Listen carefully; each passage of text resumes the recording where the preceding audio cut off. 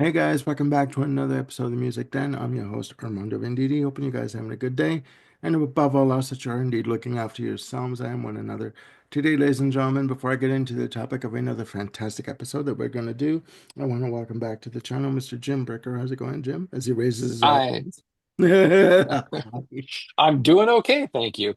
Once again, feeling pressure to produce a fantastic episode. Oh, there you go. That's me. Pressure's on. All right. Ladies and gentlemen, we want to welcome you back to another episode of Now Hear This, Volume 3.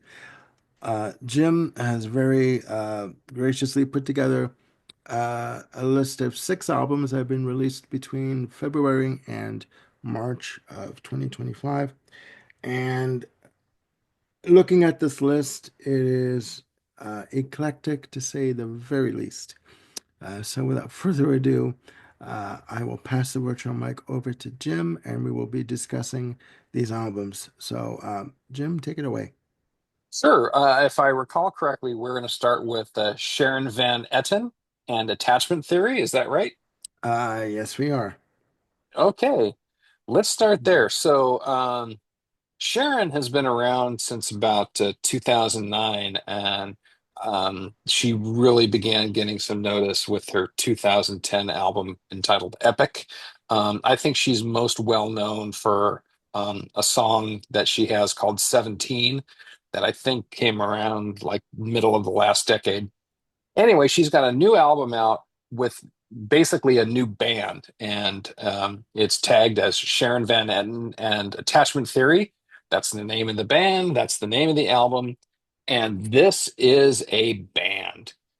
This is not just a backing set, for a musician. This is really like a cohesive kind of concept as a band. And the Hmm. thing that really stands out for me for this album is that, I mean, it just doesn't really sound like much else that's out there. It's got this fantastic amalgam of different influences. Um, I'm hearing nods to like U2, Zeppelin, Brian Eno, New Order, um, Susie and the Banshees here and there. I mean, there's a lot about this album that is very, very hard to pigeonhole, um, because it's this kind of this great gumbo. Um, Yeah, if people are not familiar with Sharon, her voice at times reminds me a lot of Amy Mann, who was I can originally hear that. from Till Tuesday. Um, this is just I don't know what I expected going into it, but I didn't expect this. It kind of feels like college alt rock, a la the 80s and 90s, but with a more with a perspective that's kind of modern, but yet it's also looking back as well. Like I was saying, Yeah, this thing sounds as much like Zeppelin as it does, you know, New Order. Coldplay or Radiohead or something like that. Yeah, It's a very melodic, hooky, and energetic album. yeah. In my notes, I have well, first of all, there are 10 tracks on the album, ladies and gentlemen. I have in my notes good blend of live instrumentation versus programmed instrumentation, and it very much has a indie vibe to it. Hmm. In terms of the music that's on it, in terms of the arrangements. And there's one song because you mentioned the New Order reference, which I find very interesting because track 7, Something Ain't Right, I put bass sounds like Peter Hook from New Order, Yes. or X of New Order. But yeah, very much so. Uh, Yeah, there's a lot of the songs on this album that have kind of a driving propulsive bass like what, Peter Hook would do. yeah, And yet there's a lot of keyboards that are going on that give this the feel of like, maybe a Depeche Mode or a New Order or maybe even a Sigur Rós here and there, yeah. it doesn't sound like those bands either. So again, there's like it's a very modern, but it's a very like non-derivative record. You can't just kind of say, oh, you're aping this and you're aping that, Yeah. because it's this fantastic amalgam.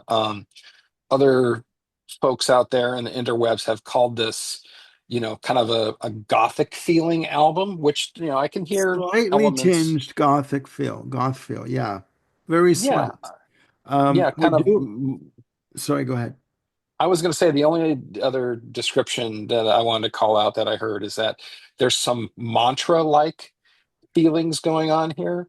Hmm. Um, Apparently, this album has a lot to do with Sharon being a mother and really looking to kind of develop maybe a deeper perspective in life with the weight that comes from now, being a parent. And yeah, this album really, really surprised me of just how uh, deep it goes musically and how it's not like anything else out there. Yeah. The lyrics on songs like Live Forever and Afterlife and Indio and Can't Imagine, they're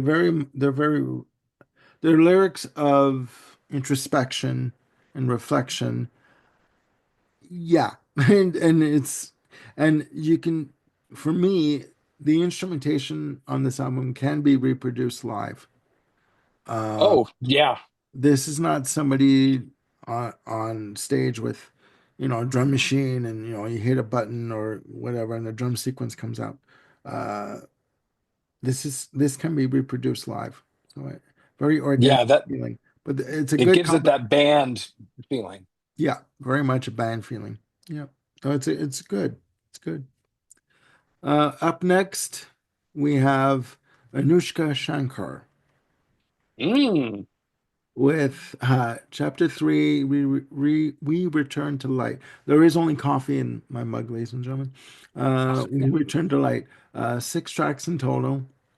Take it away. Take it away. So this is a pretty big left turn from the attachment theory. Yeah. First of all, Anusha Shankar is a daughter of Ravi Shankar, um, and she also is a renowned sitar player and the composer. And her thing is to really kind of blend classical Indian music with contemporary styles. And I tell you what, this album nails that description and just really epitomizes it. So I'm not one to kind of go deep on, I'll call it traditional Indian music. I mean, I recognize some of the quality that comes from that, but it kind of begins to sound the same after a while, and I don't Yeah. really find much differentiation and distinction in it just Variety. because you know, United States, Western guy, it all kind of sounds the same in periods here or there. However, what Shankar is doing here is really taking these tracks and providing kind of a modern perspective to it, if you will. It's inspired by Goa trance music, but these guys, Shankar, Anusha Shankar, and the two other cohorts she's working with, are adding just enough Western touch posts to this album to make it really accessible and utterly captivating. Yeah. I had the thing on repeat for like 5 hours one morning as I was working and doing different things, and I was just sucked into it. There's you know parts of this that are just absolutely lulling and transfixing. Um, there's parts of it that are very longing, and some things kind of seem almost a little liturgical, like in a mass type of a setting. But then, there's parts where there are like burning chops that happen, not often, but there's a couple of points in here where it's like, dang, that was an amazing run. Um, Okay. There's music that's gentle. There's music that's kind of transfixing and propulsive, and as you would kind of expect in Indian music. Mhm. Um, I'm just really astounded by this album and its this fantastic combination of the Indian and sort of Western traditions and bringing it together. I mean, it's a short album. It's, you know, can almost just call it an EP. 6 tracks, maybe 30 odd minutes of music on here. Okay. I just think this thing is wonderful. I'm going to read you something that she says about one of the songs called Hireth, and I'm probably mispronouncing it. It's the Yeah, yeah. second song on the album. Yeah, second track, yeah. Yeah, Hireth is a Welsh word that describes a deep feeling of homesickness mixed with grief and nostalgia for something that is irretrievably lost. And to me, that sense of longing just comes through utterly in the music that they're putting out here. This was just a really, really affecting, positive, contemplative album. And I'm just so delighted that I stumbled across this. It's an absolutely outstanding record. I mean, what completely left field from, you know, the attachment theory, what we talked about. But what do you think about this one, Armando? Um, it is good. It's a good album. I do like I do believe that you said at the beginning of describing this album that it is repetitive in terms of um the the type of music that's on here. It takes chances in terms of the arrangements and stuff, and uh,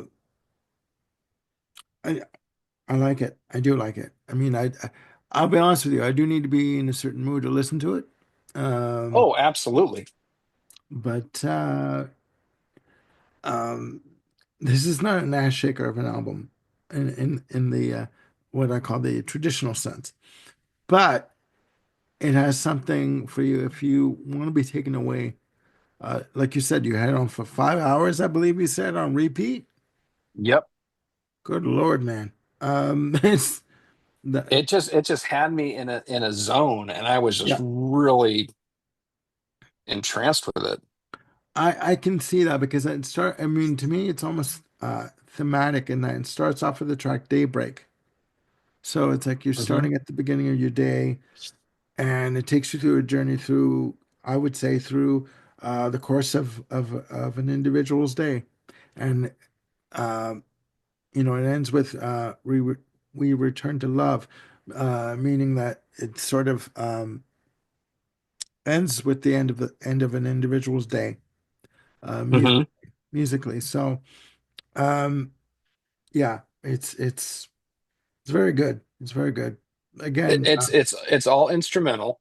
yeah, So you know, for folks who are kind of turned off by some of the wavering vocals that can happen in Indian music, yeah. they don't need to worry about that here. Okay. And let me put this out there. This is not Enigma. Okay. This is in no way Enigma. You're not going to get programmed drums, um, or you know the same drum samples all through the album. As, Right. as much as I like Enigma, this is not Enigma. This is to me live instrumentation, very ornate, intricate arrangements, beautifully Hmm. done. And believe me, okay, the fact that I did say that there is a certain amount of repetitiveness in the music. Hmm. Um, That's sort of indicative to Indian music, yeah, it though. is, but there's a purpose to it. There's a Yes. purpose to it. Um, and you will like it. You will like it. If you open your mind to it, you will get into it. It is very entrancing type of an album. Right. And just for a point of reference, this is not music like Within You, Without You from Sergeant Pepper, where you're kind of layering a Western lyric structure on top of just all Indian Yeah, music. This is really kind of a melding of, you know, some really percussive, compulsive beats and supporting music underneath, Yeah. just the sitar driven stuff on here. It's really one of those things you got to hear it To experience to it. really get it. Yeah, Mhm. I feel like, words are failing me on this one. But yeah, We Return to Light, it's the third album that she's done as part of like a travel log or music that was inspired by some travels that she did. Yeah. So, and this was, I think it's the final one that is really sort of like her, okay, ready to return home and sort of get solid and get anchored again in life. And yeah, Yeah. it's a really a fascinating, Well, affirming album. Highly well, recommended. I mean, I've said before many times on shows where you listen to an album and it's like going on a musical journey. This album is like that. You Yes. know, it's you're continuing on your I would say internal travel, like in terms of emotions and what you're feeling, and Hmm. it brings it full circle as to um, as to your center, your internal center, your emotional center. Hmm. And this album helps you with that musically. So Yep. that's So don't be put off by something that, has like Indian or sitar to it. Just dive in, you know, yeah, just it yeah, won't hurt, I promise. exactly. Blow out, just blow open the doors of I would say blow open the doors of natural perception and just sort of, Oh, you know, get rid of any preconceived ideas of what you thought of East Indian music, etc., and just let it wash over you, yep. and and you'll be pleasantly surprised. So next up on the list, album number three, Black Flower with Kinetic. Um, Oh, hmm, uh, Jim. shall I? Okay. So Black Flower was founded in 2012 by Nathan Dames or Doms. I'm not sure how to pronounce it, but Nathan hails from Belgium, and he's a saxophonist and flutist. This and Black Flower, they're heavily inspired by like Fela Kuti and a lot of the Afrobeat music. Yeah, John Zorn is a inspiration for them, and a lot of what they do is kind of combine um, modern jazz and groove, but with these African or Ethiopian feelings of music, yeah, and to create something that's really kind of this fusion of Afrobeat and modern soul and psychedelic rock. yeah, Um, I in doing some research, I think there was a website that just put this in the category of jazz, folk, world, and country. Not sure where country comes in on yeah. this. I read that. I'm like, what the hell? I mean, for example, the title track, Kinetic. In my notes, I have it very percussive, prominent bass, groove oriented, and great trumpet. Like, um, Yeah, where's country in there? I don't get that, but that's neither here nor there. Yeah, it, yeah, there's it so it's a what, 7 song album. Um, yeah, there's only one track on here, the second track, that has vocals, but the rest of it is just kind of this percussive driven, groove focused. Sometimes there's something that feels a bit poppy in here, but yet it's got this um, you know, Afro beat or Ethiopian, kind of flute thing that's carrying it off. yeah, And this is an album that's just kind of charging and electric to me most of the times. yeah. You know, uh, for people who are familiar with Fela Kuti, this is very much in that zone where it's That just vibe, yeah, groove, and yeah, soloing on top of it. It's a really, really fun record. This is their sixth album, And I'm kind of inspired to go back and check out some more. So having said that, I have no idea if this is typical of Black Flowers output, but wow, this is some really, outstanding stuff. It really captured my ears and just said, wow, this is something Yeah, different to kind of hang on to. the percussive aspect of it really got me, really drew me into it. I was like, okay, this is something I could groove to, I could get into. Hmm. Um, Might even shake an ass too. well, someone's ass, I can't even get off mine at this point, but there you go. Well, Um, I'm not going to say like can and grab someone's ass and shake it, but I get it is it can be described, it could be considered an ass shaker of an album. Yeah, it can, because it has that feel to it. It is hmm percussive. So okay, moving on. Album number four on the list. so hang Sorry, on. What sorry. did you enjoy it? Did you like it, or was it kind of a meh? I did, but there was a bit of a man to it to me for me. But I did enjoy it. Okay, Maybe I need to listen to it some more. You all know, right. Maybe again, it's one of those things where you got to be in the right mood. maybe, I maybe. think maybe that's the common theme for all these albums. Like you got to be in the right space to really take this all in. That's exactly it, right? I mean, if you want a quiet night at home, this is not the album really to listen to. Um, this We is have we have Quiet Night at Home albums coming up in this list, though. there you go. There you go. Speaking of which, our next album on the list, ladies and gentlemen, Rumor in Session. I think it's pronounced Rummer, Oh, Rumor. but Okay, Rumor. we'll go from there. Anyway, Rummer is the performance name of a woman named Sarah Joyce, who was born in Pakistan but resides in the UK. Um, she has deep influences by Burt Bacharach, the Carpenters, Yeah. Joni Mitchell. Um, she actually had developed a professional relationship with Burt Bacharach, and he like invited her to perform at his home. And just for a little more context, she she does not shy away from covers of songs. In fact, she's done a whole album of just Burt Bacharach and Hal David tracks, called the "This Girl's in Love." She also, will do some surprising twists on some more modern popular things. So, "Goodbye Girl" from David Gates in the movie, "Sarah Smile," the Hall and Oates tune, "A Man Needs a Maid," the Neil Young track. She does Oh my a cover God, of that. oh my God, yeah. Heart of Gold. Oh, Yeah.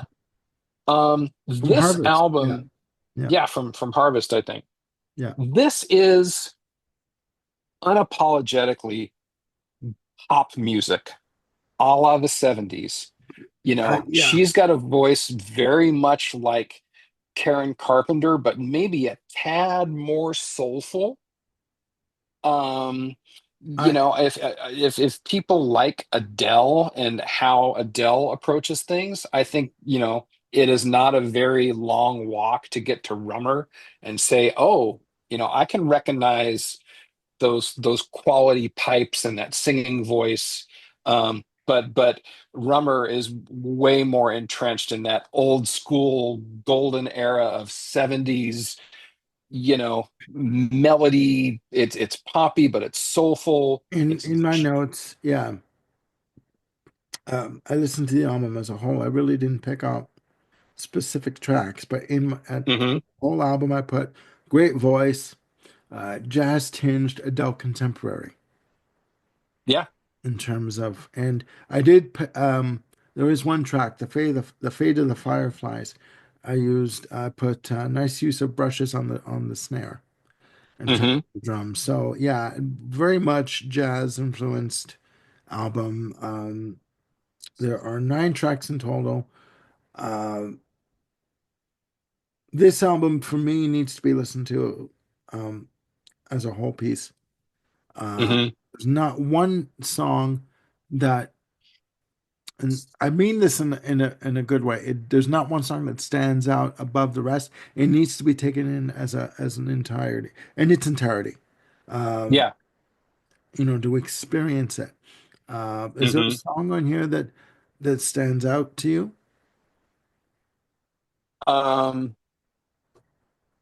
no, because again, the whole thing is just like ridiculously good. Yeah, yeah, There's her voice is so smooth. It's like you say, an Adele kind of contemporary, very much of that, Karen Carpenter, kind of school of singing. Um, this whole thing just drips with that whole ethos of Burt Bacharach. And mm, this album is actually kind of her revisiting songs that she did on previous albums. So it's almost like a greatest hits, but they're re-recorded with this band called Red Tenbacher's Funkestra. So, yeah, and again, this is not funk like what we were just talking about with Black Flower. Um, this is more gentle, kind of yacht rocky funk. Piano Bar. Sure. I Piano mean, bar there's in the best freaking way yeah. possible. This is not cheesy Piano Bar. This is not um songs to put you to sleep. This is the her vocal to me is uplifting. Her vocal delivery, her approach. Hmm. It's very uplifting. It's very well, inspirational is a corny way to put it. But uh, Hmm. uh, you hear, say the first track. It could be the first day. I want to hear more. When Oh I, yeah. you know, but any of the songs in this album, it could be the first day. Am I Forgiven? Saving Grace, Dangerous, Blackbird, which is not the Beatles cover, Blackbird. Uh, Right. any song on this album is fantastic, and you can tell that she loves what she's doing in the studio, Hmm. and Yeah. she's not concerned with the hit. Do you know what I mean? Right. The Exactly. the Because, these, EDC. Yeah.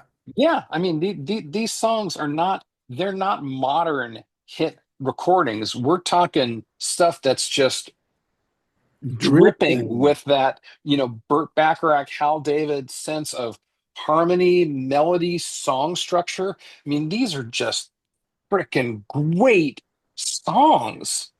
This isn't okay. Let me go down this avenue slightly. This is not Rod Stewart standing there in a loud lounge jacket, with the big band behind him, singing a lounge version of "Do You Think I'm Sexy?" This Right. is an individual who is approaching these songs from a point of purity and Hmm. a point of love for the music of what she's singing and for the arrangements and doing her best to add to the arrangements, not overtake the arrangements with her vocal delivery, but to add Yeah, the to the the song arrangements. and the melody is the star, and Yeah. she is in service, and the band is in Yes. service to that Yes. end, that Yes. goal. Yes. Yes. My analogy is over at this point, ladies and gentlemen, about Rod Stewart. But I do love Rod Stewart, by the way. But you know what I'm trying to say with that, Jim, right? About Oh yeah. you know, case in point, there are certain artists that should not release Christmas albums. Rod Stewart's one of them. Um, Yes, but if I've Rummer put said it. out a Christmas album, I would almost I'd go make a get it. beeline for it because I would feel confident that the songs that she would select are, you know, strong, Yes. melodic, beautiful songs Yes. that, speak to her talents and gifts and her, interpretation. So, yeah, I've been lightly following Rummer's career for, I think since 2010 or so. Yeah. And every time I listen to her stuff, it's just phenomenal. Yeah. Absolutely phenomenal. Yeah. Yeah. No, this is an album that I would like to hear more. Um, it's her voice is very whatever whatever melee that you're going through in the day, whatever hardship, whatever, pardon the expression, bullshit that you're going through the day, and we all go through that, ladies and gentlemen. Her voice cuts through all that, and it centers you and it grounds you, and it brings you back to your center in Yep. terms of keeping you calm and keeping you intact emotionally, mentally, physically, all of the above. So please check it out. You really need to. You really need to. Uh, Yeah, I adore this album. Really fun.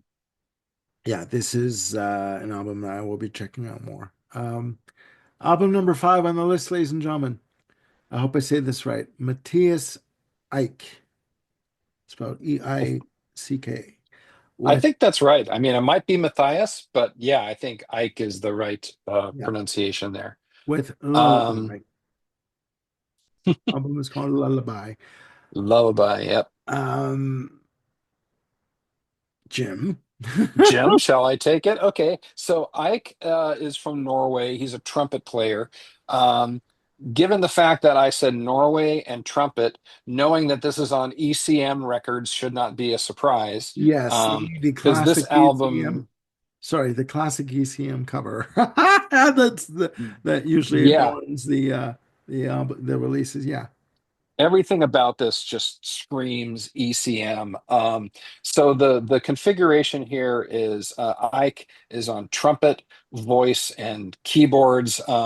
There's the traditional jazz trio beneath it, piano, bass, drums. Mhm. Um, the album is called Lullaby, but there's not necessarily anything that's like instantly lullaby about this record. To Mhm. me, it kind of feels like weather patterns. I mean, you've talked about albums in terms of light and shade, and this album, I think, is a very good focus of light and shade throughout. There are tunes that are, I mean, and this can almost apply to any ECM album. Yeah. Spacious, gliding, celebratory, soaring, longing, joyful. I mean, does that not sound like adjectives for almost any ECM record? Pretty Um, much. Pretty much. yeah, I mean, Ike's has a trumpet tone that's very warm, melodic, and airy. Ethereal, as opposed to someone, say, like Miles, who he can be bold and expressive, and he can be intimate and whisper like too. But Ike and Davis are, um, two different styles of trumpet playing. Um, Miles, of course, is, like miles above everyone else just in terms of his impact on music and how he No, did things. yeah, no pun But intended, but yeah. yeah, um, but yeah, it's I was just really drawn into this album from the beginning. And again, this is another one I had on just repeat listening, because I was just so um, swept up into what the songs were bringing forth. There was one or two tracks where his vocals kind of begin to get just a tiny bit grating, not grating in the way that Keith Jarrett's vocalizing when he's performing, is just like, kind of sounds like someone's torturing a goat at times. Um, but you Okay. Okay. begin to accept that about Keith. Yeah. Um, Ike kind of has more of just sort of a melodic line to how he's singing. There's a purpose, and it's not the free form uh extemporaneous vocalizing that Jarrett can do as he's soloing. Yeah. And when Jarrett plays, his whole body is into it and Contorted. soloing Yeah. from the tip of his toes to the fingertips. He's just all Yeah. in. Yeah. He's um contorted. Yeah. His whole body just, I get it. yeah. Yeah. So yes, this album has all the ECM check marks. Mm. No, Ike is not a Miles Davis or a Freddie Hubbard or a John Faddis or people like that. But this is just a very um, it's an album that you kind of want to hug. To me, it's kind of like a comfort album, You want to and hug? it just Okay, feels really good. good to know.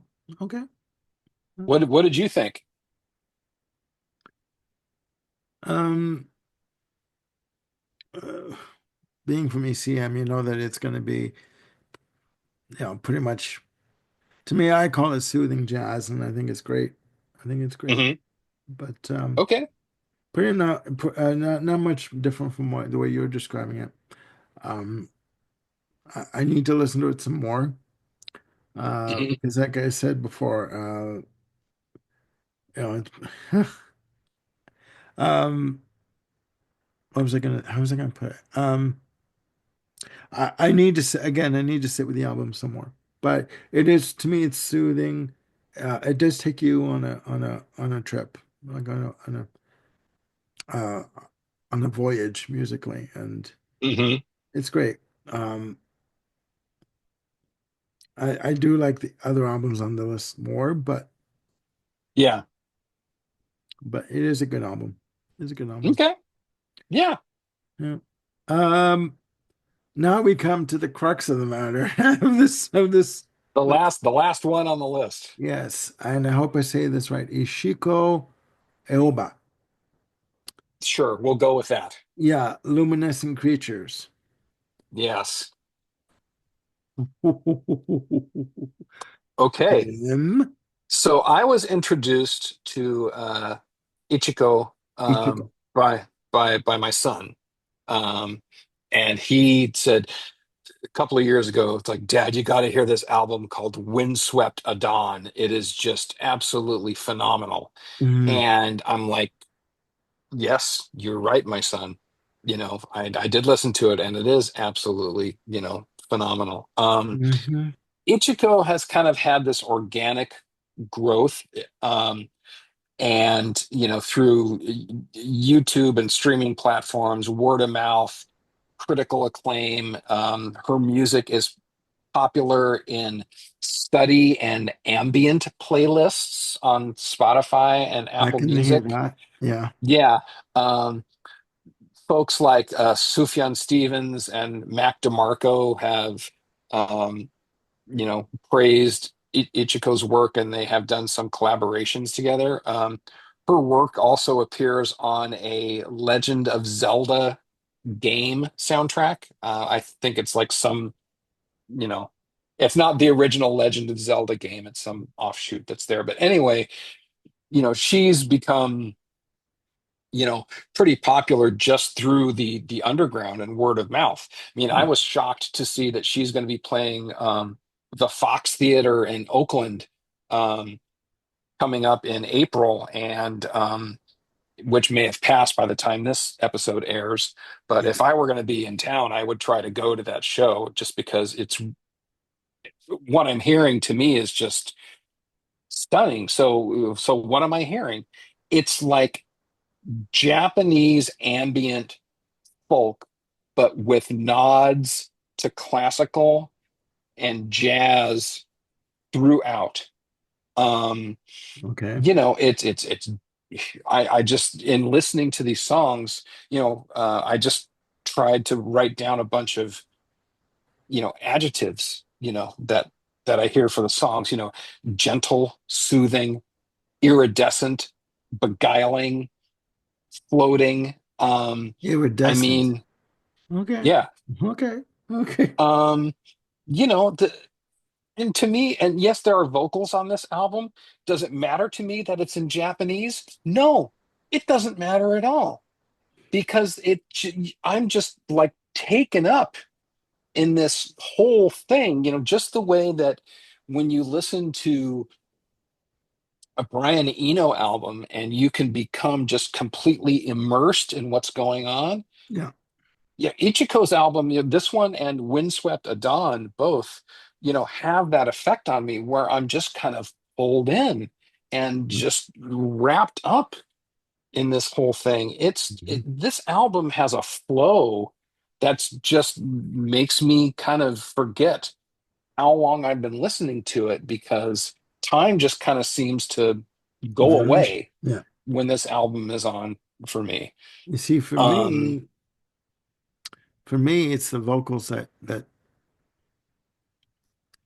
I'm having trouble with. It's just okay.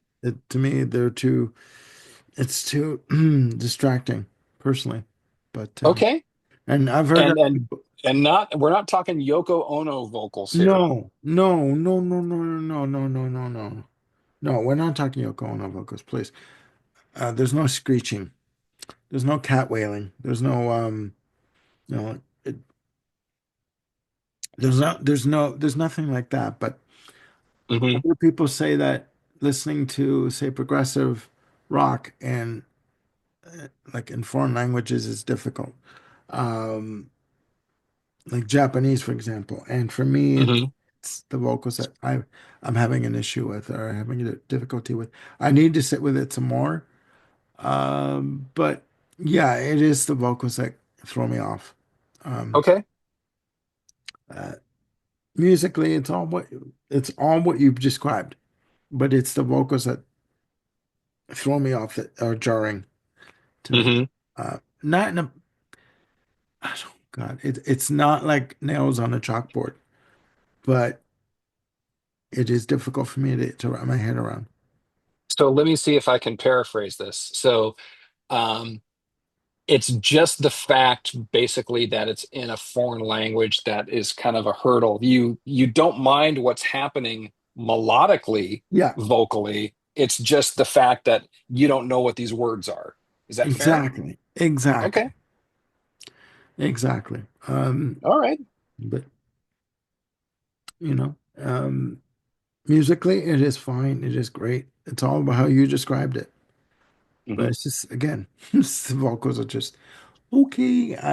It's a little much, but Yeah. there is a And vocal. again, I don't think I mentioned this in any detail, but musically, I mean, I mentioned Brian Eno. There's, this sense of Brian Eno in terms of, synthesizers and just the soundscapes that are put forth from them. There is, guitar and harp. I think there's some piano in here too, if memory serves right. So it is not an entirely electronic album. There is some organicness to it Yeah. in terms of what's presented. So again, I just can't speak enough about this record and just how wonderful it is. Makes me want to go back even further than Windswept at Dawn. And like I was mentioning, if I were going to be in town, I would make a beeline to go hear, Ichiko when she's playing Oakland. Really? So Okay. Okay. Yeah. Is is there links where people can access these CDs or like Bandcamp or I do believe that in letting you know about this, I sent you a list of like song link, album links for all these, or maybe Bandcamp.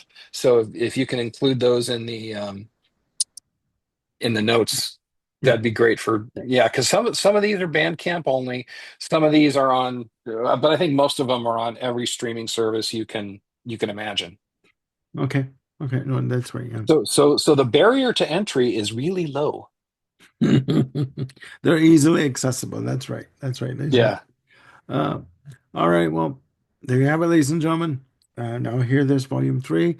Now I want to thank Jim for again joining me on this adventure. And believe me, listening to these CDs, these albums, it's been an adventure. Um, again, music is boundless. I mean, there's always something new to discover.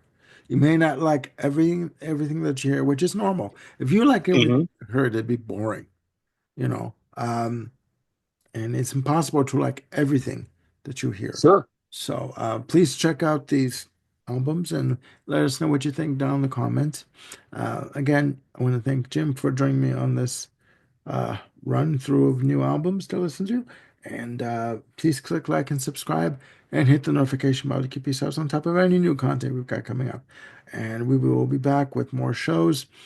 Uh, Jim and I have been discussing shows that we're going to be doing very soon. I'm going to be doing more episodes with Bill Schuster in the near future. And yeah, there's always ideas coming up. So please stick around for that. And Please look after yourselves and one another. And for Jim, I'm Armando signing off, and we'll see you soon with more episodes. Bye for now.